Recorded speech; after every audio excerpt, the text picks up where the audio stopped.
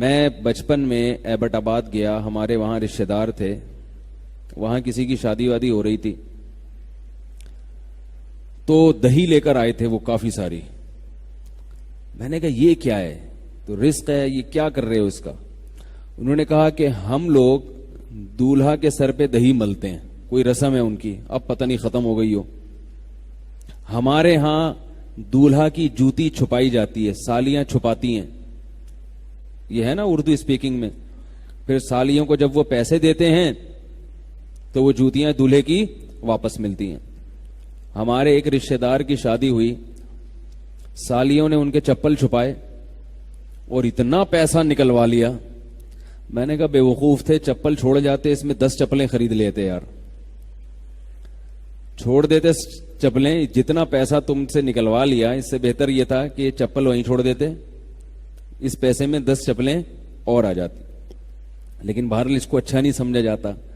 اگر وہ ایسا کرتے پیسے تو بچ جاتے, مگر لوگ اس عمل کو اچھا نہیں سمجھتے کہ بھئی سالیاں ہیں, ان کا دل توڑ دیا آپ نے. تو لوگ کہتے ہیں یہ ہماری پرمپرا ہے, یہ ہماری رسم ہے, ہماری روایات ہیں, ہمارے ہاں ایسا ہوتا ہے. اسی سے ملتا جلتا اسی بات کو سمجھانے کے لیے ایک واقعہ چھوٹا سا اور سناتا ہوں. ہمارے ایک جاننے والے تھے پنجاب میں, لاہور میں. وہ ذرا سیکولر ٹائپ کے ہوتے ہیں نا لوگ, لبرل بہت, یعنی مذہب سے دور اور تھوڑا سا بالکل آزاد خیال کہ یار یہ اتنا سختی نہیں ہے, بس چلتا ہے یار. داڑھی والوں کے بہت خلاف تھے اور تبلیغ والوں کے بہت خلاف. تو وہ کہنے لگے ایک دن کہ یار وہ میں نے ہمارے پڑوس میں ایک واقعہ دیکھا ہے, پنجاب کی بات کر رہے تھے کہ وہاں ایک صاحب ہیں جو صبح آفس میں ہوتے ہیں, تو ان کی وائف کے کسی سے غلط تعلقات ہیں. تو وہ صاحب روزانہ گھر میں بھی آتے ہیں اور لوگ دیکھ بھی رہے ہیں. پھر یہ کہنے لگے کہ یہ برا ہے, یہ غلط ہو رہا ہے, اس خاتون کو ایسا نہیں کرنا چاہیے. تو میں نے ان سے پوچھا کیوں نہیں کرنا چاہیے؟ کرنا تو واقعی نہیں چاہیے, لیکن اس کی وجہ کیا ہے؟ یعنی میں نے ان سے پوچھا کہ آپ یہ کہہ رہے ہیں کہ وہ خاتون غلط کر رہی ہیں, اپنے شوہر موجود نہیں ہیں, اور یہ نہیں کہ وہ کوئی ناجائز تعلقات کا انہوں نے کہا, بس یہ کہ اتنا کلوز کیوں ہے کوئی غیر مرد کہ شوہر کی غیر موجودگی میں وہ گھر میں جا رہا ہے اور فری ہو رہا ہے اور لوگ دیکھ بھی رہے ہیں. تو وہ کہنے لگے یہ غلط, وہ خاتون غلط کر رہی ہیں. چونکہ ذرا لبرل ہیں وہ, تو میں نے ان سے پوچھا کہ وہ غلط کیوں کر رہی ہیں. بات آ رہی ہے سمجھ میں؟ یعنی آپ کو یہ برا کیوں لگ رہا ہے؟ انہوں نے کہا یہ اس لیے غلط ہے کہ سوسائٹی اس چیز کو پسند نہیں کرتی. سوسائٹی اس چیز کو پسند نہیں کرتی. یعنی جب ایک چیز سوسائٹی میں ہمارا معاشرہ اس کو قبول نہیں کرتا ہے تو یہ چیز کیا ہے ایکچولی, یہ کیا ہے؟ غلط. میں نے کہا اس کا مطلب یہ ہوا کہ اگر سوسائٹی اس چیز کو غلط سمجھنا چھوڑ دے تو پھر یہی چیز کیا ہو جائے گی؟ بول لو یار, صحیح ہو جائے گی. کیا خیال ہے بھائی؟ یعنی آپ کے ہاں کسی چیز کو اچھا یا برا کہنے کا جو کرائیٹیریا ہے, جو معیار ہے, وہ کیا ہے؟ سوسائٹی. گوروں کے ہاں اتنا زیادہ شاید برا نہیں سمجھا جاتا ہوگا, تو ان کے ہاں تھوڑا, اور بعض کلچر ایسے شاید ہوں, مجھے نہیں پتا, کہ وہ بالکل ہی برا نہ سمجھتے ہوں. تو اس کا مطلب کیا ہے کہ سوسائٹی فیصلہ کرے گی کہ کیا صحیح ہے اور کیا غلط. یہ بہت اہم بات آپ کو بتا رہا ہوں, اللہ کرے یہ کسی طرح دماغ میں اتر جائے, کسی طرح ذہن میں اتر جائے. انسان بن کے زندگی گزارنا, اس کے لیے بہت سارے کانسیپٹ کلیئر ہونا ضروری ہے, ورنہ آپ انسان نہیں بن سکتے. آپ کو معاشرہ گمراہ کر دے گا, معاشرہ آپ کو تباہی بربادی کی طرف لے جائے گا, جو کہ جا رہا ہے اور آپ کو پتہ بھی نہیں چل رہا. تو میں نے ان سے یہ کہا, کیونکہ وہ اسلام کا تو نام نہیں لیتے نا, اگر وہ کہتے چونکہ قرآن و سنت کی روح سے یہ غلط ہے. مولوی صاحب سے میں نے جمعے میں سنا تھا کہ جب کوئی کسی کی بیوی ہو تو اسے چاہیے کہ شوہر کے علاوہ کسی سے اس قسم کے تعلقات نہ رکھے. اگر وہ یہ کہتے تو مولوی صاحب کو گویا وہ اہمیت دے رہے ہیں، کیونکہ ایسی باتیں تو زیادہ تر مولانا لوگ ہی بتا رہے ہوتے ہیں. کیا خیال ہے؟ یہ قرآن میں لکھا ہوا ہے، یہ حدیث میں آتا ہے، لیکن وہ تو بھائی ترقی یافتہ آدمی ہیں، وہ کیا قرآن و سنت، فضائل اعمال، حدیث، حضرت بزرگ کا واقعہ کہ انہوں نے ایک دفعہ کسی کو دیکھا ہی نہیں تو اللہ نے ان کو اتنا نوازا. ٹھیک ہے نا؟ وہ تو ان باتوں کو وہ کیا سمجھتے ہیں، یہ تو پیچھے لے جا رہی ہے ہمیں. تو اس لیے وہ کیا کہہ رہے ہیں، سوسائٹی، معاشرہ بھی نہیں کہہ رہے کہ اردو ہو جائے گی، پرانا سا لگوں گا میں. ٹھیک ہے، کیا ہے یہ بھائی؟ سوسائٹی. اتنا اچھا لگ رہا تھا جب مجھے ان کے منہ سے جملہ، سوسائٹی اس چیز کو قبول نہیں. میں نے کہا اس کا مطلب یہ ہوا کہ سوسائٹی کی چیز کو اگر کہہ لے کہ یہ صحیح ہے تو وہ صحیح بن جائے گی. آپ اس کی بات کر رہے ہیں، ان سے میری بحث نہیں ہوئی، کیونکہ ہر آدمی سے آپ بحث نہ کریں. میں نے بس اتنا کہہ کے چپ کر گیا. میں یہ نہیں کہ اب میں ان سے بحث کروں، بس تھوڑا سا جو ہے نا، یعنی تھوڑی سی بات کر کے پتلی گلی سے نکل لو، تاکہ وہ ابھی نہیں سوچیں گے، وہ زندگی کے کسی موڑ پر سوچنے پر مجبور ہوں گے. یہ جو بحث ہے نا، کسی کے پیچھے ہاتھ دھو کے پڑ جاؤ، اس سے کبھی بھی فائدہ نہیں ہوتا. یاد رکھو، کبھی بھی فائدہ نہیں ہوتا. اگلا ضد پہ آ جاتا ہے. اور یہ بھی یاد رکھو، کسی کو دلائل سے ایسا خاموش کرنا کہ اس کے لیے بھاگنے کا راستہ ہی نہ رہے، یہ بھی بڑا خطرناک ہے، کیونکہ پھر وہ اپنی بے عزتی محسوس کرتا ہے اور وہ ہر دھرمی اور ضد پہ اتر آتا ہے. پھر اس لیے دشمن کے لیے تھوڑا سا راستہ بھاگنے کا رکھو کہ بھائی ابھی بھاگ جاؤ، دوبارہ عزت احترام کے ساتھ واپس آ جانا. تو خیر بات یہ چل رہی تھی کہ میں یہ عرض کر رہا تھا کہ ہر قوم کا نا اچھے اور برے کا معیار الگ ہوتا ہے. ہر قوم میں کسی قوم میں ایک چیز اچھی سمجھی جاتی ہے. تو وہ سوسائٹی کا واقعہ سنا رہا تھا کہ وہ کیا کہنے لگے کہ یہ جو خاتون ہیں، ان کے جو فلاں سے تعلقات ہیں، سوسائٹی اس کو برا سمجھتی ہے. سوسائٹی اسے کیا سمجھتی ہے؟ غلط. تو میں نے کہا اس کا مطلب سوسائٹی اگر اسے اچھا سمجھنا شروع کر دے تو پھر یہ اچھا ہو جائے گا. لوط علیہ الصلوۃ والسلام کی قوم تو اس سے بھی زیادہ غلط کام کرتی تھی. وہ تو خاتون تھی نا جس کی فرینڈشپ تھی، یہ بھی نہیں کہ کوئی ناجائز تعلقات کا بھی کوئی یقین نہیں، ضرورت سے زیادہ بے تکلفی، اور وہ بھی شوہر کی غیر موجودگی میں. روزانہ آ رہے ہیں ان کے گھر، بیٹھ رہے ہیں، چائے وائے پی کے جا رہے ہیں. اور لوط علیہ السلام کی قوم تو لڑکوں سے بدفعلی کر رہی ہے جس کی کوئی لاجک بنتی نہیں ہے. ان کی سوسائٹی اس کو برا، وہ برا کس کو سمجھ رہی تھی؟ لوط علیہ السلام کو. وہ کہہ رہی تھی یہ عجیب آدمی ہے، یہ کیسی باتیں کر رہے ہیں. تو مطلب یہ ہے کہ یہ جو لبرل لوگ ہیں یا سیکولر لوگ ہیں، یہ اگر لوط علیہ السلام کی قوم میں پیدا ہوتے تو یہ اس عمل کو کیا سمجھتے؟ اچھا. کیوں؟ سوسائٹی اس کو اچھا سمجھ رہی ہے. یہی وجہ ہے کہ آج یورپ اور امریکہ میں یہ جو مردوں کی سے بدکاری کا عمل ہے، اس کو برا نہیں سمجھا جاتا، حالانکہ پہلے یہ گالی تھی. یہی لفظ انگریزوں کی لغت میں، گوروں کی ڈکشنری میں گالی سمجھا جاتا تھا، اور اب یہ گالی نہیں سمجھا جاتا کیونکہ سوسائٹی اس کو برا، بولو بھائی، نہیں سمجھتی. تو اگر اس کا مطلب آپ سوسائٹی کو کسی قانون کا پابند نہیں بنا رہے، قوانین کو سوسائٹی کے پابند بنا رہے ہیں آپ. نہیں آئی میرے خیال ہے. اس کا مطلب یہ ہوا کہ کوئی سوسائٹی اچھی نہیں ہو سکتی، کوئی سوسائٹی بری نہیں ہو سکتی، بری ہو ہی نہیں سکتی. اس لیے کہ اگر سوسائٹی بری ہے اس کا مطلب وہ پوری سوسائٹی بری ہے نا. تو وہ بری کا مطلب جب پوری سوسائٹی وہ کام کر رہی ہے تو وہ کام کیا ہو گیا؟ اچھا ہو گیا. یعنی اچھے اور برے کی ڈیفینیشن آپ نے یہ کی ہے کہ سوسائٹی جس کو اچھا سمجھے وہ اچھا، سوسائٹی جس کو برا سمجھے وہ برا. تو اگر وہ برائی ساری قوم کر رہی ہے، اس کا مطلب کیا ہوا؟ تو قوم تو پھر بری ہو ہی نہیں سکتی. حالانکہ جیسے انسانوں میں اچھے بھی ہوتے ہیں، برے بھی ہوتے ہیں، اس طرح قوموں میں، سوسائٹیز میں اچھی سوسائٹیز بھی ہوتی ہیں اور بری سوسائٹیز بھی ہوتی ہیں. تو یہ کبھی بھی عقل میں آنے والی بات نہیں ہے کہ سوسائٹی جس کو صحیح کہے، ورنہ سوسائٹی کو ناپنے کا کرائیٹیریا آپ کے پاس کیا ہوگا؟ ہمیں پتا چلا کہ صحابہ کی سوسائٹی اچھی تھی، لوط علیہ السلام کی قوم کی سوسائٹی بری تھی، کیونکہ سوسائٹی کے علاوہ الگ سے ہمارے پاس ایک معیار ہے جس ترازو میں رکھ کے ہم یہ ناپ لیتے ہیں کہ کس میں اچھائی کا کتنا وزن اور کس میں برائی کا کتنا وزن ہے. سمجھ میں آ رہی ہے بات؟ یہ خدا کی قسم ایسا سوال ہے، دنیا میں اسلام کے علاوہ، مسلمانوں کے علاوہ کسی کے پاس اس سوال کا جواب نہیں ہے. کچھ چیزیں ایسی ہیں جن کو بڑے بڑے ماہرین بیٹھ کر آج تک فیصلہ نہیں کر سکے کہ اس کی ڈیفینیشن کیا ہے. ان میں ایک دہشت گردی کا لفظ بھی ہے. ٹیررسٹ کسے کہتے ہیں اور ٹیررزم کسے کہتے ہیں؟ دہشت گرد اور دہشت گردی، اس کی تعریف کیا ہے؟ اس پہ کئی دن ان لوگوں کی بحثیں چلی ہیں.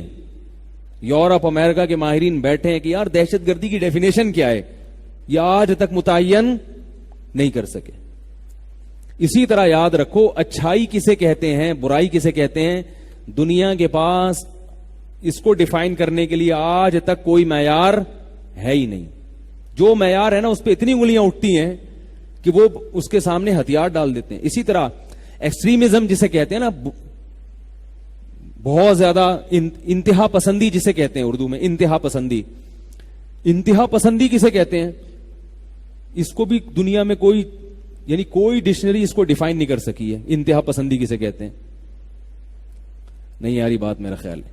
ہم کہتے ہیں نا یار یہ تو انتہا، ہمارے ہاں کوئی آدمی 4 مہینے لگا کر آئے تبلیغ میں، ہم کیا کہتے ہیں یہ انتہا پسندی کا شکار ہو گیا. سہروزہ لگایا تو ٹھیک ہے، اتنا تو لگانا چاہیے، تھوڑا سا اسلام کا تو پتا چلے. چلہ لگا لیا، کچھ لوگ کہیں گے ٹھیک ہے، کچھ کہیں گے ٹھیک نہیں. 4 مہینے لگا لیے، 4 آدمی بچیں گے محلے میں جو کہیں گے بہت اچھا آدمی ہے یہ. اور اگر وہ ریونڈ میں مقیم بن گیا، پھر ریونڈ کے مقیمین کے علاوہ کوئی بھی اس کو اچھا، صرف وہی کہیں گے جو اس جیسے دوسرے مقیمین ہو، ٹھیک ہے نا. باقی سب کہیں گے بھائی یہ تو ایکسٹریمزم کا شکار، تو انتہا پسندی کا شکار، انتہائی درجے کا پاگل. مذہب میں بہت ہی غلو کر لیا اس. تو یہ انتہا پسندی کی ڈیفینیشن کیا ہے؟ آج تک یہ گورے اس کا تعین نہیں کر سکے. میڈیا پہ بولتے بہت ہے انتہا پسندی نہیں ہو، انتہا پسندی کے ہم خلاف ہیں. یہ ٹھیک ہے مذہب کو فالو کرو، مسلمان اسلام کو فالو کرے، کرسچن کرسچینٹی کو فالو کریں، ہندو مذہب کو فالو کرے، لیکن انتہا پسندی نہیں ہونی چاہیے. تو یہ کیا ہے بھائی انتہا پسندی؟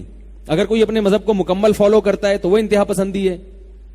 پھر اس کی بڑی تعریفیں ہیں، میں آپ کو کبھی موقع ملا تو بتاؤں گا. 15-20 اس کی تعریفیں کی گئی ہیں کہ انتہا پسندی بعض اسے کہتے ہیں، بعض کہتے ہیں اسے کہتے ہیں، بعض کہتے ہیں اسے کہتے ہیں، بعض کہتے ہیں اسے کہتے ہیں. پھر وہ خود پریشان ہوتے ہیں یار اس کو نہیں کہتے ہیں، کیونکہ بعض ایسی چیزیں جو ان پر صادق آ رہی ہوتی ہیں، ان کے خلاف صادق آ رہی ہے، ان پر وہ فٹ آ رہی ہوتی.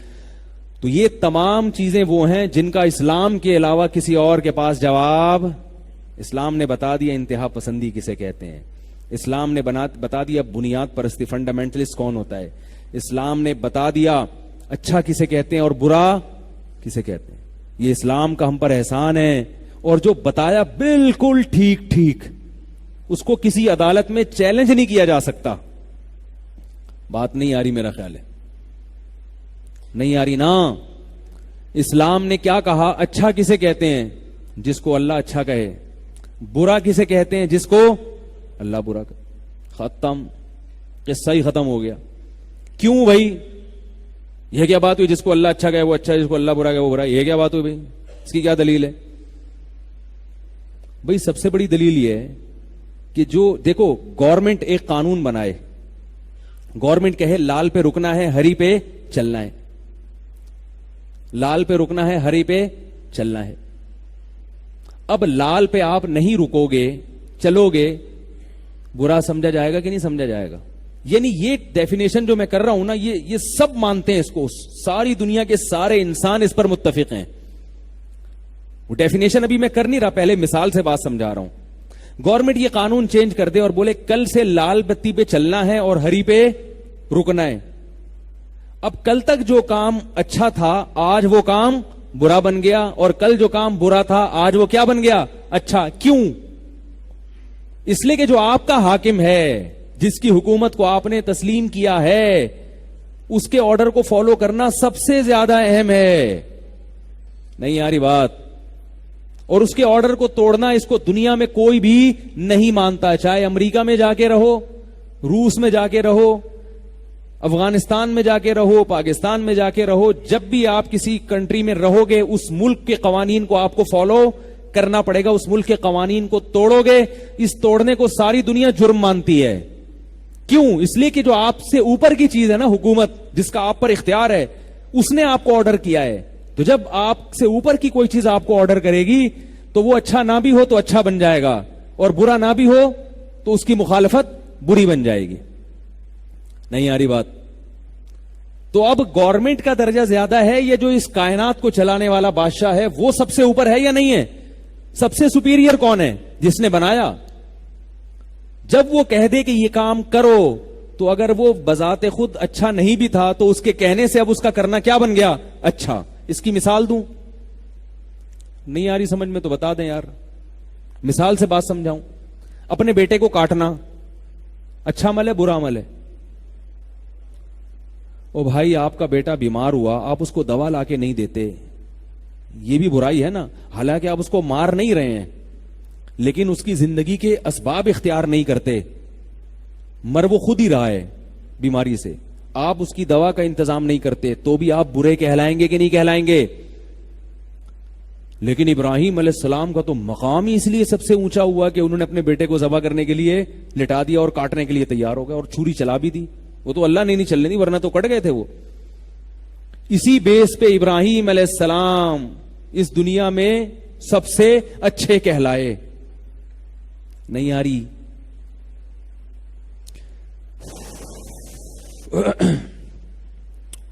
انگلش میں سمجھانا پڑے گا یار. ابراہیم علیہ الصلوۃ والسلام کو یہودی بھی مانتا ہے اللہ کا خلیل، عیسائی بھی مانتے ہیں اللہ کے خلیل. دنیا میں سب سے زیادہ عیسائی ہیں نا، زیادہ تر تو اچھے اور برے کا تعین عیسائی لوگ ہی پیش کرتے ہیں. امریکن سارے عیسائی ہیں، یو کے میں سب عیسائی، آسٹریلین عیسائی، دنیا میں سب سے بڑا مذہب عیسائی ہے. اور تھوڑے دنوں کے بعد اسلام بننے والا ہے الحمدللہ. کیوں بنے گا بھی میں نے بتا دیا آپ کو. بچے مسلمان زیادہ پیدا کر رہے ہیں. کیوں بنے گا؟ اس لیے کہ میرے 12 بچے ہیں الحمدللہ. اس لیے اسلام مستقبل میں، یاد رکھو، یہ تبلیغ کی وجہ سے، علماء کی تبلیغ یا تبلیغی جماعت، اس کا بھی بڑا کردار ہے. لیکن جو اسلام پھیل رہا ہے نا، اس میں تبلیغی جماعت کا بھی دخل، علماء کی محنت کا بھی دخل، سب اپنی جگہ. لیکن جو رپورٹ ہے نا گوروں کی کہ اسلام دنیا کا سب سے بڑا مذہب ہوگا، اس کی وجہ جو وہ بیان کرتے ہیں، گروتھ ریشو مسلمانوں کا سب سے زیادہ ہے. پتہ چلا اسلام کو پھیلانے میں سب سے زیادہ دخل گروتھ ریشو کا ہے. تبھی ہمارے نبی نے کیا فرمایا؟ تزوج الودود الولود. میں اس کی تشریح کروں گا، موضوع چینج ہو جائے گا. تو سب سے زیادہ عیسائی ہیں اس وقت. عیسائی بھی حضرت ابراہیم کو اللہ کا خلیل مانتے ہیں. کیوں؟ وہ بھی کہتے ہیں کہ حضرت ابراہیم نے اپنے بیٹے کو ذبح ہونے کے لیے لٹایا تھا. وہ بھی مانتے ہیں. فرق اتنا ہے کہ وہ کہتے ہیں اسحاق علیہ السلام کو لٹایا تھا، اسماعیل کو نہیں لٹایا تھا، کیونکہ وہ اسحاق علیہ السلام کی اولاد میں ہے نا عیسائی مذہب، اس لیے وہ اپنے کھاتے میں لے جاتے ہیں. ٹھیک ہے نا. لیکن مانتے ہیں کہ اپنے بیٹے کو ذبح کرنے کے لیے لٹایا. یہودی بھی کہتے ہیں کہ ابراہیم اللہ کے خلیل بنے، اللہ کے دوست بنے، مقتدا بنے، رہبر بنے، ساری امت کے پیشوا بنے. کیوں؟ اس لیے کہ انہوں نے اپنے بیٹے کو اسحاق کو، ان کے بقول اسحاق کو ذبح کر دیا تھا انہوں نے، جو اللہ کے حکم سے نہیں ہوئے. مسلمان بھی کیا کہتے ہیں کہ ابراہیم اللہ کے خلیل کیوں بنے؟ اپنے بیٹے کو ذبح کرنے کے لیے لٹا دیا انہوں نے. اب دیکھو، بیٹے کا ذبح کرنا بہت ہی گھٹیا حرکت ہے. عام حالات، کسی کا بھی گلا کاٹ دو، اتنا برا نہیں ہے. گلا تو کاٹنا ویسے ہی برا ہے، اتنا برا نہیں ہے بیٹے کا گلا کاٹنا. اور وہ بھی چلو باپ نے بالغ بیٹے کا گلا کاٹ دیا تو ہم کہیں گے بیٹے نے بات ایسی کی ہوگی کہ باپ کو غصہ ہے، اس نے گلا ہی کاٹ دیا. ہو سکتا ہے نا. نابالغ بچے کا گلا کاٹنا کیا خیال ہے؟ یہ کوئی برداشت کرے گا؟ اور اس بچے پہ پیار کتنا آتا ہے، بچہ کتنا خوبصورت، کتنا معصوم، انگلی پکڑ کے باپ کے ساتھ چلتا ہے وہ. اور باپ کو بشارتیں ملی تھیں ابراہیم علیہ السلام کو کہ میں ایک بیٹا دینے والا ہوں آپ کو. وہ بیٹا جو خوشخبریوں کے بعد ملا تھا، اب اس اور وہ کس ماں نے جنا، اس ماں پہ کیا گزرے گی؟ جس ماں نے اتنا ساتھ دیا اپنے شوہر کا کہ اپنے شوہر کی خاطر ایک بیابان جنگل میں، ایک ریگستان میں آ کے بیٹھ گئی اور صفا اور مروہ کے چکر لگائے انہوں نے. کتنی بڑی قربانی دی نا انہوں نے. اس ماں سے لخت جگر چھین لینا، ظلم در ظلم در ظلم، کئی ظلم کا مجموعہ تھا ابراہیم علیہ السلام کا یہ کام. مگر پھر بھی کیا بنے؟ اللہ کے خلیل. اس لیے کہ اتنی بڑی نیکی، اللہ فرماتے ہیں اتنی بڑی تو میں نے کسی کو نہیں آزمایا. فرمایا ان ھذا لہو البلاء المبین. اے ابراہیم یہ بہت بڑی آزمائش تھی، جس آزمائش سے تو پورا اترا ہے. جس آزمائش بہت بڑی، جس کو خدا کہہ رہا ہے بہت بڑی آزمائش، وہ کتنی بڑی آزمائش ہوگی. ہمارے اوپر جو آزمائشیں آتی ہیں ان کو اللہ بڑی آزمائش نہیں کہتا. ان کو اللہ کیا کہتے ہیں؟ وَمِنَ النَّاسِ، لوگوں میں بعض ایسے ہیں سورہ عنکبوت میں فرمایا ہم جیسے نالائقوں کے بارے میں کہ جب ان کو کوئی آزمائش آتی ہے جعل فتنۃ الناس کا عذاب اللہ، چھوٹی موٹی آزمائشوں کو سمجھتے ہیں گویا اللہ کا عذاب آ گیا. ہماری آزمائش کیا، داڑھی رکھ لی تو لوگ کہیں گے ملا ملا، ہم کہیں گے یار بہت بڑی آزمائش آئی ہے میرے اوپر یار. لوگ کیا کہہ رہے ہیں مجھے؟ ملا کہہ رہے ہیں. عورت پردہ کر لے گی تو ماں کیا کہے گی؟ تمیز سے بات نہیں کرے گی. ساس بہو سے بات کرنا چھوڑ دے گی تو عورت کیا کہتی ہے؟ بہت بڑی آزمائش ہے مفتی صاحب، میری ساس مجھے ٹیڑھی نگاہوں سے دیکھ رہی ہے. پہلے یوں کر کے دیکھتی تھی، جب سے پردہ کیا یوں دیکھنا، سیدھی نگاہوں سے تو کبھی دیکھا ہی نہیں نا. پہلے ٹیڑھی سے دیکھتی تھی یہ والی جانب سے، اب اسٹائل تھوڑا سا چینج کیا ہے. ٹھیک، اس اسٹائل کے چینج کرنے کو بہو کیا سمجھ رہی ہے؟ بہت. یہ نہیں کہ کھانا پینا بند ہو گیا ہو، کوئی سگریٹ سے جلایا جا رہا ہو یا کوئی ٹارچر کیا جا رہا ہو، کوئی کیل ٹھوکی جا رہی ہو، سر میں ڈرل کی جا رہی ہو، کوئی عقوبت خانہ کھول دیا ہو، ایسا نہیں ہے. بس یہ کہ ساس بات نہیں کر رہی. یہ سب چیزیں، اس کو ہم کیا کہتے ہیں؟ اللہ قرآن میں کیا کہہ رہے ہیں؟ اس کو تم کیا سمجھتے ہو؟ اللہ کا عذاب آ گیا، اور اوندھے منہ واپس ہونے لگتے ہو دین سے. لیکن اللہ ابراہیم علیہ السلام کی قربانی کے بارے میں کیا؟ یاد رکھو اپنی گردن کٹوا لینا آسان ہے. اگر کسی کو حکم دیا جائے نا کہ جاؤ فلاں تلوار سے تمہاری گردن اڑائے گا، تم اللہ کی خاطر گردن اڑوا لو، یہ آسان ہے، بہت آسان ہے. یہ لوگوں نے دیے ہیں قربانی، آج بھی دے رہے ہیں لوگ، ملک کے لیے، اسلام کے لیے، مذہب کے لیے اپنی جانیں پیش کرتے ہیں. لیکن ایسا نہیں ہے کہ آپ سے کوئی کہے بچے کو کاٹ دو، یہ بہت مشکل ہے، بہت مشکل ہے. انسان کہے گا اللہ میں اپنے آپ کو کاٹ دوں، میں خودکشی کر لوں، میرے ہاتھ سے میں اپنے لختے جو، اور اتنا پیارا بیٹا، اتنا خوبصورت، وہ کہہ بھی رہا ہے ابا سے اللہ نے حکم دیا کر گزرے، اس پہ تو اور پیار آئے گا نا ایسے بیٹے پر، اور اس سے امیدیں بھی ہیں، وہ بیت اللہ کی تعمیر بھی کروائے گا. لیکن یہ اتنا بڑا ظلم، اس نے ابراہیم علیہ السلام کو کیا کر بنا دیا؟ اللہ کا خلیل. اور یہ ظلم کیا بن گیا؟ بہت بڑی نیکی. کیوں؟ آرڈر دینے والا کون تھا؟ اللہ. تو پتا چلا اچھا کسے کہتے ہیں؟ جس کو اللہ اچھا کہے. برا کسے کہتے ہیں؟ جس کو اللہ برا کہے. بعض دفعہ کام بہت اچھا ہوتا ہے مگر بہت برا ہوتا ہے. کوئی نامحرم لڑکی آپ سے مسکرا کے بات کر رہی ہے، ہی ہا ہو کر رہی ہے آپ کے ساتھ، آپ کا بھی دل چاہ رہا ہے کہ میں بہت اچھے اخلاق سے بات کروں، آپ بھی بڑی تمیز سے ایکچولی ہاں ہو فری ہو گئے. وہ بھی کہے گی آپ کتنے اچھے ہیں، آپ بھی کہو گے تم کتنی اچھی ہو. اگر آپ اسے کہہ دیں گے نہیں کال نہیں کرو مجھے، کہے گی کتنے گندے ہو تم، کہے گی نا. مگر اللہ کیا کہے گا؟ بہت اچھے ہو بھائی، بہت اچھے. ہمارے حضرت کے دور میں ایک پٹھان طالب علم تھا، ایک خاتون کا فون آیا. ہمارے حضرت کی جب کال آتی تھی نا خواتین کی، تو پہلے وہ طالب علم اٹھاتے تھے، حضرت کو بتاتے تھے فون یعنی مسئلہ پوچھنے کے لیے فون ہے، پھر وہ ملاتے تھے تو حضرت بات کرتے تھے. تو وہ خاتون کا فون آیا. وہ خاتون جو تھی نا وہ بناوٹ بہت کرتی تھی اپنی آواز میں نا، بار بار روزانہ ان کا فون آتا تھا.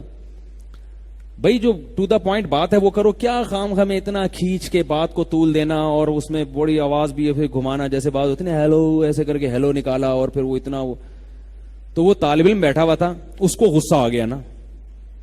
طالب علم تھا، کنوارا لڑکا بالکل جوان. وہ اس خاتون نے نا تھوڑی سی انگلش میں ماری، ایکچولی میں ہاں ایسے آئی وانٹ ٹو سے مفتی رشید احمد صاحب خام خام میں بات کو طول دے رہی ہے. اس کو یہ بھائی ٹو دا پوائنٹ بات کرو، مسئلہ پوچھنا تو بتاؤ، میں نے مفتی صاحب سے مسئلہ پوچھنا میں ملا دوں گا، اتنا خام خام میں فری کیوں ہو رہی ہو؟ تو اس طالب علم پٹھان تھا، اس نے کیا ٹھش پش لگائی ہوئی ہے. ٹھیک ہے، اس کو ڈانٹ دیا اس خاتون کو، بولے کیا ٹھش پش لگا کے رکھی ہوئی ہے تم نے، مسئلہ پوچھنا ہے تو یہ بولو مسئلہ پوچھنا ہے میں مفتی صاحب سے ملا دوں گا. تو اس کو غصہ آ گیا خاتون کو. اس نے ہمارے حضرت سے شکایت لگائی کہ یہ طالب علم نے مجھ سے تمیز سے بات نہیں کی اور مجھے کہہ رہا ہے میں اس سے انگلش میں بات کر رہی ہوں. اس بیچارے کو انگلش کہاں آتی تھی؟ میں اس سے انگلش میں بات کر رہی ہوں اتنی آرام سے، ایکچولی میں اتنی تمیز سے بات کر رہی ہوں، اور یہ جواب میں کہہ رہے کیا ٹھش پش لگائی ہوئی ہے، بھائی مختصر بات کرو. تو حضرت نے اس خاتون کو تو اس نے کہا، حضرت نے فرمایا اچھا میں سمجھا دوں گا اس کو، طالب علم ہے بیچارہ نہ سمجھے. بعد میں حضرت نے اس کو فون کیا، فرمایا شاباش ٹھیک ہے نا، بہت اچھے، ماشاء اللہ ایسے ہی بچے ہمیں چاہیے. اور فرمایا یہ بہت زیادہ جو ہے نا، حضرت نے فرمایا یہ خاتون بہت لمبی بات کرتی ہیں اور بہت طول دیتی ہیں ذرا ذری بات کو، اور اسٹائل بھی ان کا تھوڑا وکھری ٹائپ کا ہوتا ہے. فرمایا میں بولتا تو یہ اپنی بے عزتی محسوس کرتی، ظاہر ہے ان کی ایک الگ حیثیت تھی. فرمایا اچھا ہوا تم نے میری طرف سے ان کو سنا دی. اور حضرت اس عالم سے اس لیے خوش ہوئے, یہ اس بات کی دلیل تھی کہ اس کے اپنے اندر فساد نہیں ہے, ورنہ یہی وہ ٹھش پش کرتی, یہ بھی پھش پش شروع کر دیتا ان سے. ورنہ ہوتا کیا, وہاں سے فون آیا ایکچولی میں تو یار ایکچولی کوئی بات نہیں, آپ پہلے اپنا پرابلم میرے سے حل کرائیں, اگر میں حل نہیں کر سکا تو میں انشاءاللہ پھر مفتی رشید احمد صاحب کو آپ کا نمبر ملا کے دے دوں. بھائی دل میں اگر کھوٹ ہوگا تو وہ یہ اپنا چکر شروع کر دے گا نا وہاں پہ. یار آپ لوگ تو سمجھدار ہو, آپ کو تو سب پتا ہے, پھر ایسا کیوں مجھے تعجب سے دیکھ رہے ہیں؟ تو اب دیکھو بظاہر یہ بد اخلاقی ہے, مگر حقیقت میں کیا ہے, یہ اخلاق ہیں, تبھی تو حضرت خوش ہو رہے ہیں. اور وہ آدمی اگر شادی شدہ ہوتا اور اس کی بیوی سن لیتی تو اور زیادہ شاباش دیتی نا, کہ میرے میاں کے کتنے اچھے اخلاق ہیں, ایک نامحرم خاتون کا فون آیا, ایسے ڈانٹ کے بھگایا, کمبخت لومڑی چالاک, اس کو تو ایسے ہی ڈانٹنا چاہیے. کتنے اپنے شوہر سے محبت کرتی نا وہ. اس سے کیا پتا چلا کہ اس کے اخلاق بظاہر غلط تھے مگر حقیقت میں بہت اچھے, کیونکہ بیوی کو بھی پسند آ رہے ہیں وہ اخلاق, اور اس کے شیخ کو بھی, استاذوں کو بھی پسند آ رہے ہیں, اور نیک لوگوں کو پسند آ رہے ہیں. اگر برے لگنے تو صرف اس خاتون کو برے لگ رہے ہیں. نہیں آ رہی میرا خیال ہے بات؟ تو پتا یہ چلا اچھا کیا ہے جس کو اللہ اچھا کہہ دے, برا وہ ہے جس کو اللہ برا کہہ دے. ہمارے لیے بس یہی سب سے بڑا معیار یہی ہے.